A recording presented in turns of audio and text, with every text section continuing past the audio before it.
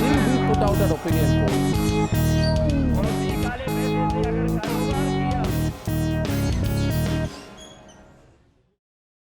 राम जी का राज है भाई, राम जी का काम है, राम जी का काम है भाई, राम जी का काज है। राम जी के काज में टांग जो अड़ाएगा, राम की कसम वह बच नहीं पाएगा, राम की कसम वह बच नहीं पाएगा। चाहे बीपी चाहे मुलायम चाहे पासवान हो, चाहे बीपी चाहे मुलायम चाहे पासवान हो, चाहे दिल्ली का बुखारी चाहे इमाम हो, चाहे दिल्ली का बुखारी चाहे इमाम हो। ऐरा गैरा नत्थु खैरा, अब मैं कांग्रेस के लिए कह रहा हूँ, ऐरा गैरा नत्थु खैरा, ऐरा गैरा नत्थु कांग्रेस, आम आदमी पार्टी और टीएमसी के लिए। ऐरा गैरा नत्थु खैरा तेरी क्या औकात है, राम जी का काज है भाई, राम जी का काज है, राम जी का काज है भाई, राम जी का काज है। Good morning, everyone. That was a little teaser from Amit Shah's rally that we attended yesterday, and you're going to watch that interview soon. We are here for our morning show with a very special guest, Vivek Menezes. He is a writer and a journalist and co-founder and co-curator of Goa's Art and Literature Festival. And we're at this beach which is near your house, and you were just telling us how it's been completely destroyed over the past 8-10 months. So just tell us a bit about that. Thank you. Yes, we are at Miramar Beach, which is a kind of a little jewel, an urban environmental jewel. Of course, the last decade or so, this beach has been steadily deteriorated. But one of the things that's, it's a good place to kind of start and see the legacy, a lot of the things that are being talked about in this election campaign, development, environment, tourism, the impacts of all real estate. The impact of all of that is writ quite large around us. You can see where we are sitting right now.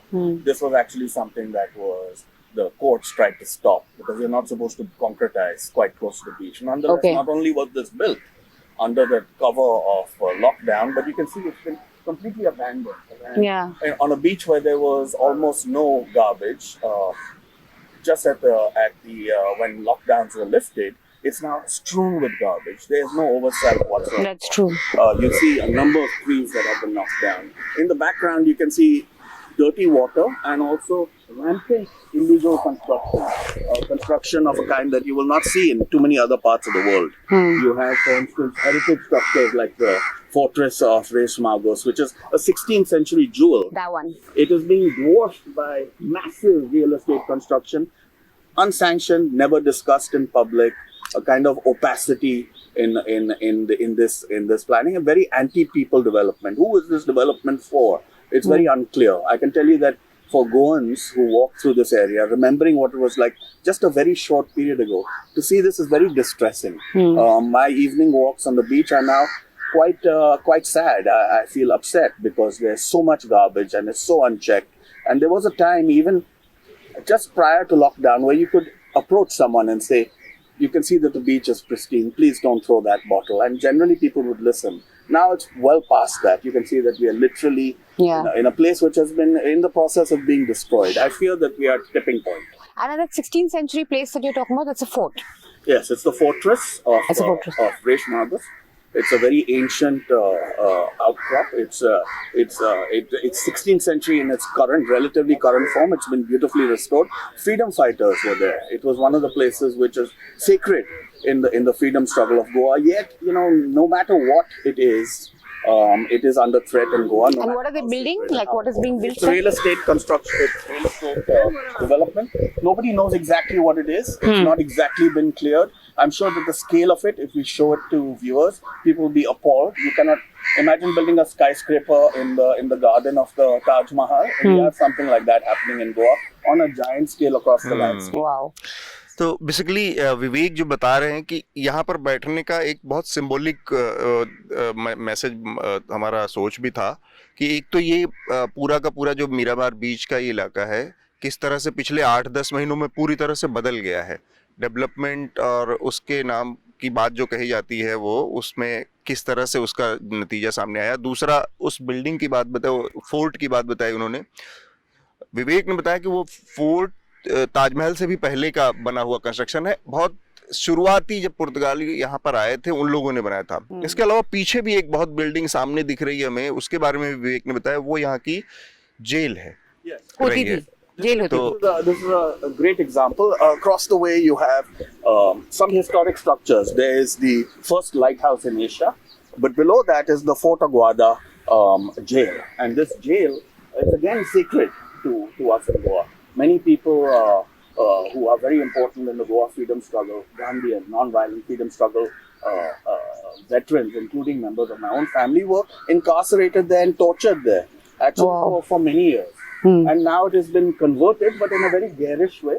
It has been converted in a way, it has been quote unquote restored, but it's been restored with with no sensitivity whatsoever, without oversight, against the desires and the recommendations of the heritage community in Goa. And they are seeking to privatize it. And Mr. Narendra Modi came here on the 19th of December. Partly he set up here. At that point, on that day, again the beach was totally pristine. In fact, they erected an entire fake fishing village on the beach, kind of like scenic, antique boats which we had never seen before.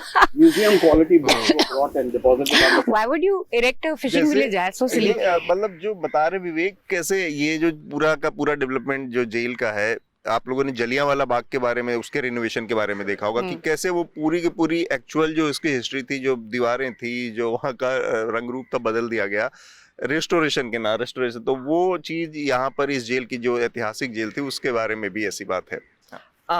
एक और आप बात बता रहे थे, you were telling us one more thing. So I think Parrikar's memorial is that way, right? Yeah. And this walkway leads to that. So can you talk a little bit about the Parrikar legacy that you were talking about as well? Because this used to be Mr. Parrikar's constituency, right? This is very much Mr. Parrikar's constituency. Panjim was his domain for 25 years. A legacy that started quite impressively. Mr. Parrikar was a great hope of Goan politics, in fact, as you know, of national politics. He presaged Mr. Modi's rise as well. You can see here, it is his legacy of 25 years is ending in tatters. It is a very shattered legacy in which hundreds and thousands of crores have been spent, but the quality of life has deteriorated dramatically. Goans feel very much under pressure.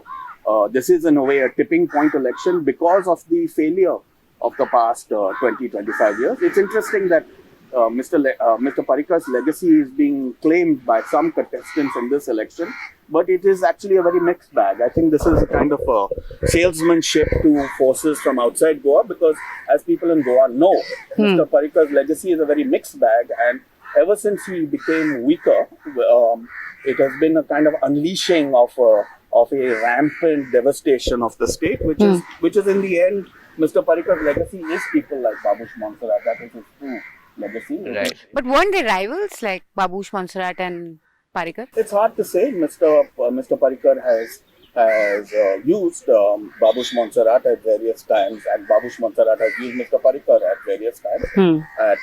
There were certain points in which they grew apart, and there are certain points in which they were together. This is the case of politics in Goa, which was run by one large personality for many years, and there have been forces that moved in and out.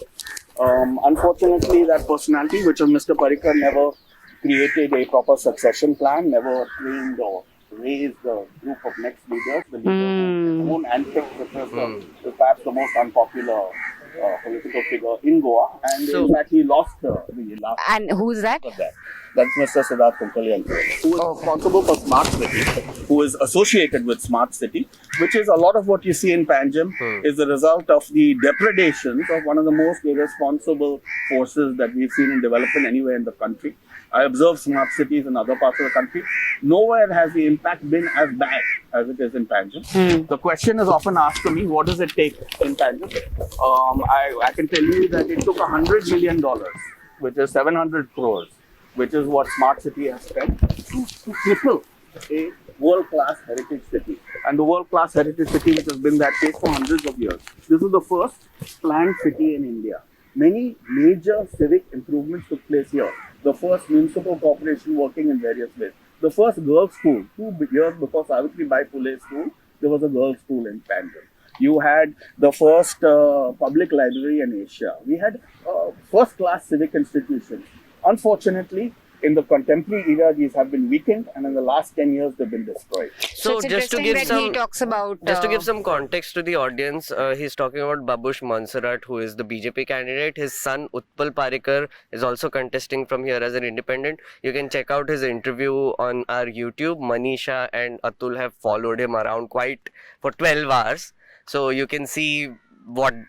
So both of them are basically using Parrikar's legacy to contest. And it's interesting that Vivek said, spoke about his legacy, because the front page Times of India headline today is also aim to achieve Parrikar's golden Goa dream, says Amit Shah, who was here yesterday. That's made front page headlines.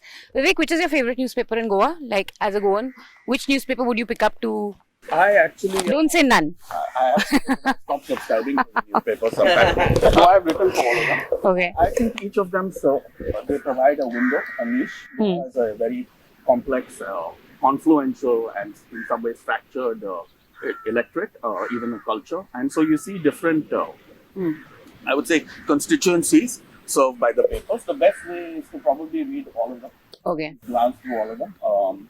But in general, it's because of the size of the state. It is a complicated picture. Atul has, I think, the most interesting headline of today in O Heraldo. O Heraldo मेरे पास है आज. एक तो ये है कि second dose जो 15 से 18 साल के बच्चों को लगनी शुरू हुई थी, उसकी सेकेंड डोज का टाइम आ गया है. तो 6000 से ज़्यादा बच्चे गोवा में इस समय है जिनको की सेकेंड डोज कोविड वैक्सीन की लगेगी. तो ये सबसे बड़ी खबर, टॉप खबर है.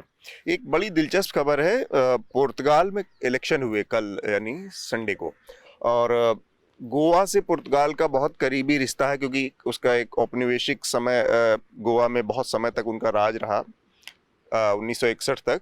तो गोवा के जो चुनाव होते हैं उसका गोवा के लोगों में, सॉरी, जो पुर्तगाल के जो चुनाव होते हैं उसका गोवा के लोगों में बड़ा एक इंटरेस्ट रहता है, एक उसके लिए जागरूकता. तो ये जो खबर आई है, प्राइम मिनिस्टर एंटोनियो कोस्टा हैं, जो कि थोड़ा लेफ्ट लीनिंग के माने जाते हैं, उनका चुनाव था कल, और वो किसी तरह से उनको बहुमत मिल पाया है इस बार.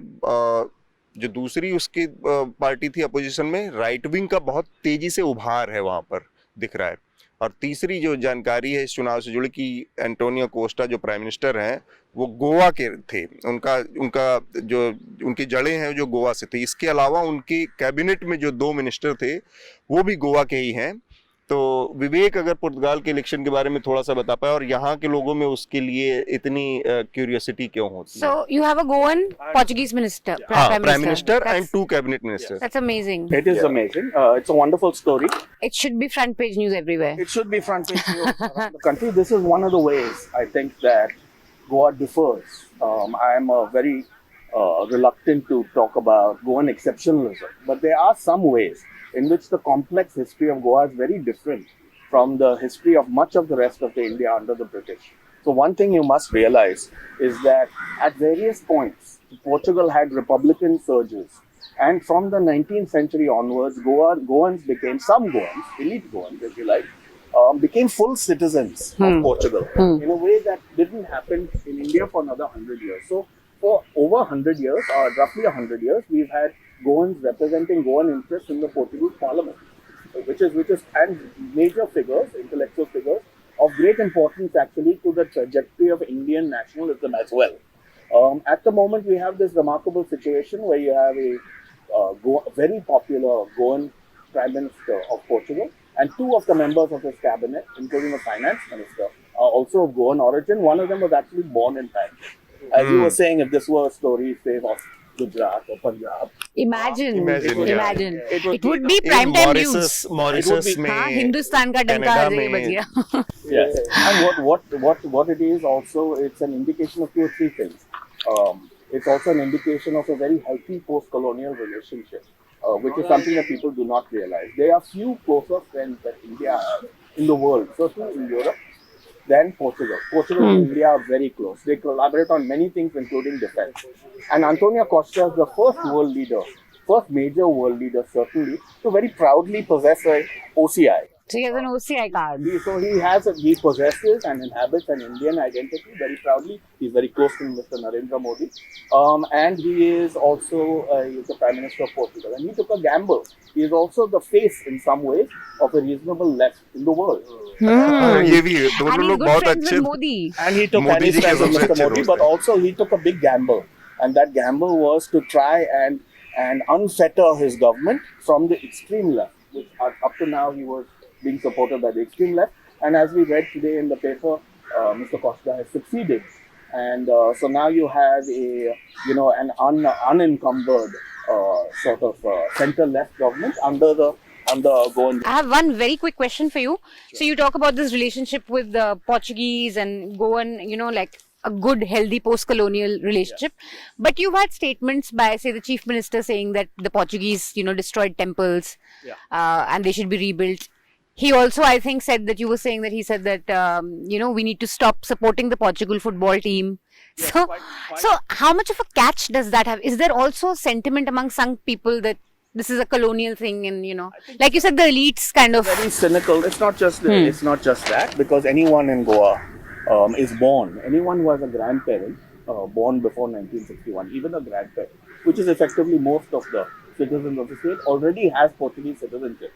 They don't have to apply for it; they just have to recover it. Okay. Right? And so it's quite simple to do. So you have that relationship still going on. But in the course of the last 10 years, again, Mr. Parrikar, who was wiser than this, he never played this particular majoritarian card, which is why the BJP has a different flavor in Goa. But under Mr. Sawant, you have seen a cynical kind of move to play the majoritarian card more than once. Famously, he started by saying that, we don't want to hear Viva Portugal anymore, which is like saying cheers, really. It's not a big deal. And then this election, quite worrisome, in a worrisome way. You have seen the entry of the Bajrang Dal into Goa. You have seen Tejasvi Surya on the campaign trail, making quite inflammatory statements on the edge of inflammatory.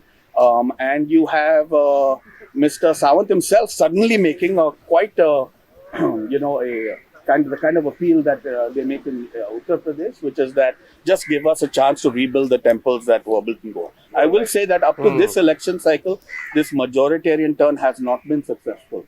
For some reason in Goa, and it's hard to decide exactly where, because the minorities are minorities. They are sizable, but still a minority in Goa. You don't need the minorities necessarily to win a majority. Yeah. But nonetheless, which is like UP, not too different from UP, the numbers are not so different. Yet, nonetheless, the majoritarian appeal is to the great credit of the Goans that despite what has happened over the last 10 years, including the kind of silent dominance of the Hindu right at the highest level, that majoritarian appeals have not worked in Goa. You want to take us a So little I'll bit through? just take you through the Marathi newspapers quickly. Of course, Amit Shah is on the front page in practically every newspaper. Again, Amit Shah has again promised that mining will restart in 6 months. Again, yesterday, if you remember, the same headlines were there where other BJP MPs were also, MLAs were also promising that. Then Rahul Gandhi is coming to Goa on the 2nd. So that is also big news here. Today, the Election Commission is going to finalize the nominations for the Goa elections and declare the candidates. Some of the applications will be rejected, so it will stabilize. So that picture will become clear today. Then this is very interesting. Congress has been accused constantly of the mining scam in Goa, 35,000 crore. Yesterday we went and interviewed a very senior leader, Digambar Kamath of the Congress, and I had also some questions for him. And he also said this, that one of the big evidences that the Congress was using, so the BJP was using against the Congress, was the PAC report, which proves the corruption. But that PAC report was it never surfaced. So they are saying that in 72 hours you should put out the PAC report and prove that we actually did corruption. That's what the Congress is challenging. Yes. And Aam Aadmi Party, interestingly enough, is saying that Bhajpa and Congress have an alliance now, and they are trying to... Backdoor alliance. Yeah, backdoor alliance. So that is one. And one last thing that I wanted to mention was I spoke about the seizure of money yesterday, right? Like 6 crores where yes. So now it is being traced back to an outside political party apparently. So the details are not clear yet, but the income tax officials have found many numbers and they're trying to trace whose numbers these are. And So the I feel seizure like this was will in become clear. Margao, right? This was in Madgaon, yes. We were also in Madgaon yesterday, so that's happening. ये headline क्या है मेघनाथ? मारवाडी हवाला ऑपरेटरचे मडगावातून कारभार मूळ स्त्रोतांपर्यंत जाण्याचा प्रयत्न. मतलब basically he was a Marwadi who was renting a house in Madgaon and he was operating out of there. And there is another tiny news वहीं पे that casinos also had a lot of hawala money there which were going to be used for the election. So they're trying to get to the root of this basically. Marwadi से एक चीज याद है कि that Rajasthan Patrika that we were talking about, why is it here? It's apparently Goa has a huge Marwadi community. And especially in the cashew trade, I think, and also truckers. So maybe for them. हमने थोड़ा सा जानने की कोशिश की कि उनकी रणनीति क्या है. तो एक किसी ने हमें बताया कि मारवाड़ी कम्युनिटी बहुत ज्यादा है यहाँ पर. तो खबर देने से ज्यादा वो जो शोक संदेश और उठावने होते हैं उसके लिए भी यहाँ पे आता है, which is very black type humor. So, I think what we want to know from Vivek next is, for you quickly, what are the key election issues as a voter here? Unfortunately, the major election issues are not really being raised on the campaign trail. First, of course, is COVID. We had a devastating wave of COVID. In the last week alone, some 60-70 people have died. At various points, Goa had some of the highest positivity rates in the world. Earlier, just less than a year ago, we had over 1,000, something like 2,000 deaths, to the point where the only place in the country where the High Court actually apologized to the people. The High Court said that we are sorry. It's the only place in the country, I think the first time in Indian democracy, where a governor like Satyapal Malik has openly said that there was huge corruption in Goa in the COVID, with the COVID schemes. So you've seen a kind of this is another example of it. We've seen a kind of a complete carelessness and abandonment of the populace, irresponsibility and a misgovernance on an epic scale. One of the questions I ask you, since you're traveling around the country, and I do travel around the country, I'm a travel writer, I have never seen in the history of Indian democracy, I'm also quite older than you guys, I've never seen such a complete absence of accountability as exists in Goa. The people are getting away with literally anything they want. And part of that really is Mr. Parrikar's legacy. He has left a completely ungoverned state where you have effectively been left to the dogs to attack each other. And I'm not referring to any human beings as dogs, I'm referring to forces, economic, social, cultural forces. And it is at a tipping point. This is a state absolutely at a tipping point. What you see today, I hope can be corrected a little bit. But I fear greatly that this neighborhood and this beautiful beach is going to be destroyed even further. And we are going to be talking about an urban disaster for decades to come. So this is really serious stuff. None of this is being discussed on the campus. COVID, urban planning. Yeah, urban planning, environment, employment. Goa has got, of all the states you're going to, including UP, Goa has the highest unemployment. Yeah, and the most drastic fall. This is the most, according to Niti Aayog, we are sitting in this garbage heap. We are sitting in the most unequal state in India. Unequal city in India. Really? That I didn't know. This is the most unequal city. I would never imagine looking at how rich it looks in that sense. But it's rich for a minority of people, and the minority, the privileged, do live very well in Goa, which is why you see privilege from all over the country chasing Goa, the Goan dream in the pandemic. Yeah. But the reality is we are at a razor's edge. It is not a pleasant picture. It is not a good advertisement for Indian development or Indian democracy. And I'm hoping that it will get better. And we have to ask you for your predictions. No election show can be complete without someone telling us कि इतनी seat किसकी सरकार बन रही है. Cliche. किसका होगा Raj Tilak. It's complicated. I think that the record, and despite the ruling party, the ruling administration getting many advantages, sudden advantages in the last 2-3 weeks, I think that the anti-incumbency is very strong. And I would like to see this accountability. The performance has been so poor and so anti-people that I would like to see some accountability take place and with some new faces in the assembly. Unfortunately, democracy has not worked that way in Goa until recently. Yeah, But there's maybe been so this much election- hopping and skipping that तो hardly. एक कल हमने आपको बताया था कि गोवा में अकेला न्यूज़पेपर जो आता है गोवा का हिंदी में वो नित्य समय है। तो हमारे पास आज का नित्य समय है। इसमें अमित शाह की कल की जो रैली थी जिसका कि डिटेल में आपको देखने को मिलेगा जल्दी हमारी न्यूज़ लॉन्ड्री पर, वो खबर यहाँ पर टॉप में है। और बहुत छोटा सा न्यूज़पेपर है, सिर्फ 4 पन्नों का आता है हिंदी का न्यूज़पेपर। और इसके अलावा टीएमसी ने एक और ऐलान किया है कि वो जो इतनी रजिस्टर्ड टैक्सियां हैं यहाँ पर उनको 10,000 रुपए का फाइनेंशियल वो एक सपोर्ट देंगे। इसके अलावा हाँ, इसके अलावा राज्यपाल ने दी शहीदों को श्रद्धांजलि। गोवा के जो राज्यपाल हैं पीएस श्रीधर पिल्लई, उन्होंने कुछ लोगों को श्रद्धांजलि दी है, आर्मी के जो शहीद थे कहीं। बीजेपी महात्मा गांधी के नाम का इस्तेमाल सिर्फ अपने प्रचार के लिए करती है। मोदी ने 75% आबादी का टीकाकरण पूरा होने पर बधाई दी। तो ये खबरें हैं इसमें ज़्यादातर। बाकी रूटीन खबरें हैं, कोई ऐसी विशेष खबर नहीं है। It's literally like a 4-page newspaper, हाँ, ना? it's only 4-page newspaper. इनका जो संपादकीय होता है थोड़ा सा अखबार की संपादकीय से अगर नज़रिए का और इनके आइडियोलॉजी की तरफ जाए तो थोड़ा नेशनलिस्टिक अप्रोच है पूरा। जैसे नर से नारायण की यात्रा इनका एडिटोरियल है आज का, जिसमें स्वतंत्रता का अमृत महोत्सव भारत की यात्रा का पड़ाव है और आगे चुनने की राह है। और दीनदयाल उपाध्याय के चिंतन के ऊपर बात कर रहा है। तो दीनदयाल उपाध्याय आपको पता है भारतीय जनता पार्टी के एक आइडियोलॉग हैं। Now, Vivek, since you said you're a travel writer, I think we should end the show with asking you as a Goan, because a lot of, like yesterday, Frederick told us that, I never go to the beaches. They're so crowded, they're so terrible.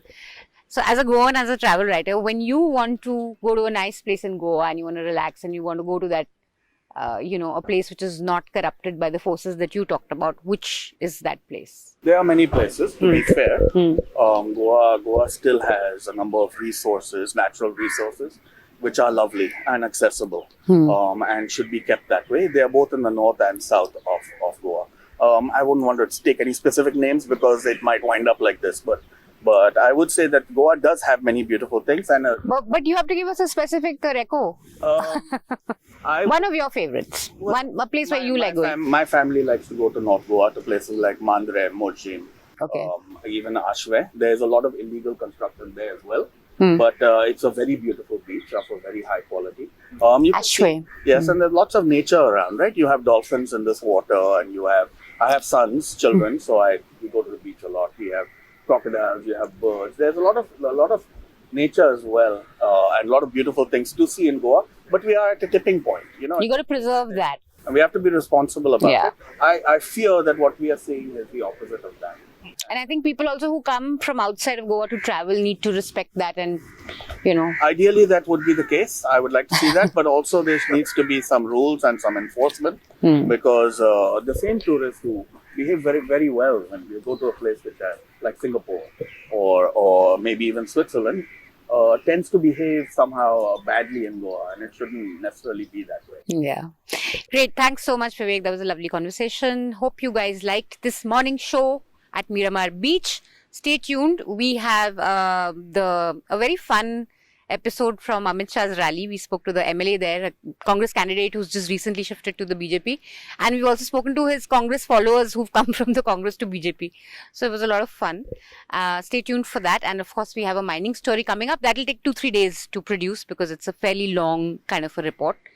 We also have Digambar Kamat's story coming up. We did an interview. We went to Madgaon and interviewed him. He's a very strong candidate. He's an ex-CM. We asked him a lot of questions about mining. So that is also there. And we got some very fun anecdotes from the constituency as well, all of which will be before you soon. As always, keep watching another election show. सब देख लिया, अब ये देखिए. The subscription model is something that keeps newslaundry afloat, but we need hundreds of thousands of people to completely transform the news ecosystem. So you pay for news, so it serves you.